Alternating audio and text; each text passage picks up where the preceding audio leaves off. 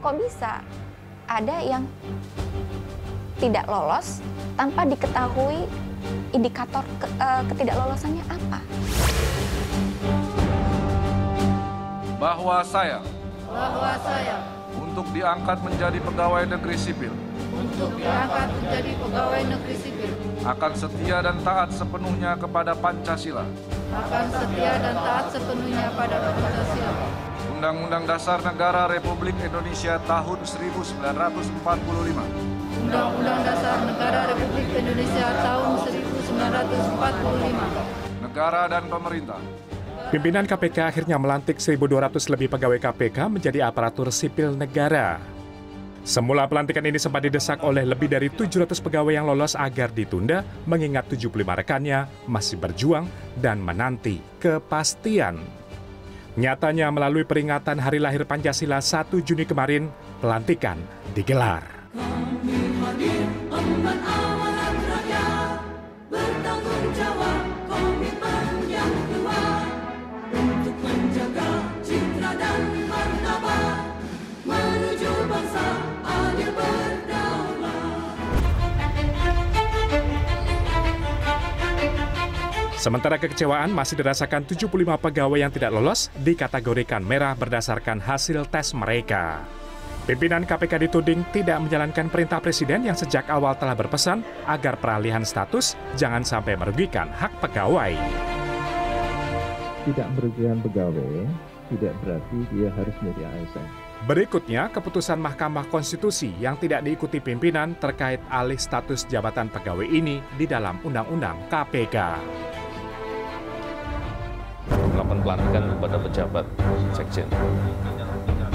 Penyidik senior KPK Novel Baswedan menilai tes wawasan kebangsaan syarat dengan sejumlah pelanggaran. Dan karenanya, ia meminta Presiden untuk turun tangan. akan menjaga integritas. Kita berharap ke depan semoga Pak Presiden juga mau betul-betul memberikan perhatian soal ini. Karena ketika ada perbuatan pimpinan KPK yang membangkang perintah Presiden, maka Pak Presiden punya peluang untuk beliau bisa mengambil alih tanggung jawab sebagaimana dimaksud dalam PP nomor 17 tahun 2020. Dalam pasal 3 dikatakan ketika dalam penyelenggaraan atau pengangkatan PNS itu tidak dilakukan sebagaimana mestinya dan ada masalah-masalah lain, itu kewenangannya bisa diambil alih oleh Presiden untuk yang melakukan. Kok bisa ada yang tidak lolos tanpa diketahui indikator ketidaklolosannya apa? Pimpinan KPK dan Badan Kepegawaian Negara sampai kini belum membuka hasil tes wawasan kebangsaan. Selain banyak pertanyaan yang tidak relevan dengan pekerjaan memberantas korupsi, para pegawai juga terusik dengan cap radikalisme, liberal, hingga tidak Pancasilais. Selain dari SK 652 ini, kami nggak tahu kami skornya berapa, kami nggak lolosnya karena apa. Kemudian kabar terakhir ada 51, ada 24 yang masih bisa dibina, kami sendiri pun nggak tahu. Saya sendiri masuk di kelompok 51 atau 24 gitu. Cuma di apapun itu masuk di 51 atau 24 ya sama saja sih menurut saya. Dari awal ya tes ini bermasalah karena saya pribadi kok berat ya dapat label merah setelah sekian lama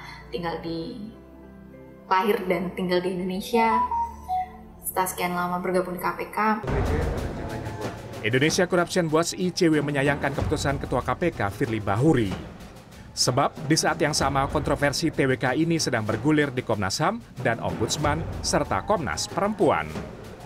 Ada pertentangan hukum, ada isu pelanggaran hak asasi manusia, pelanggaran etika, dan juga bertolak belakang dengan perintah Presiden Joko Widodo selaku pihak eksekutif yang membawahi lembaga KPK dalam konteks administrasi. Dan juga ada putusan MK yang seakan diabaikan begitu saja oleh pimpinan KPK periode saat ini. Namun Ketua KPK Firly Bahuri membantah tudingan penyingkiran 75 pegawai di balik TWK. Menurutnya, tes yang diikuti oleh semua pegawai berdasarkan soal dan modul yang sama. Saya agak heran kalau ada kalimat bahwa ada upaya menyingkirkan. Saya ingin katakan, tidak ada upaya untuk menyingkirkan siapapun. Semua dilakukan sesuai dengan kriteria, sesuai dengan syarat, sesuai dengan mekanisme, dan sesuai dengan prosedur. Hasil akhir memang ada yang tidak memenuhi syarat dan ada yang memenuhi syarat. Jadi saya kira itu. Jadi tidak ada upaya untuk menyingkirkan siapapun. Kami pimpinan tidak ada satupun niat untuk menyingkirkan seseorang. 75 pegawai yang tidak lolos masih akan terus berjuang sekaligus mendesak penyelesaian dari Presiden Joko Widodo. Tim Liputan CNN Indonesia.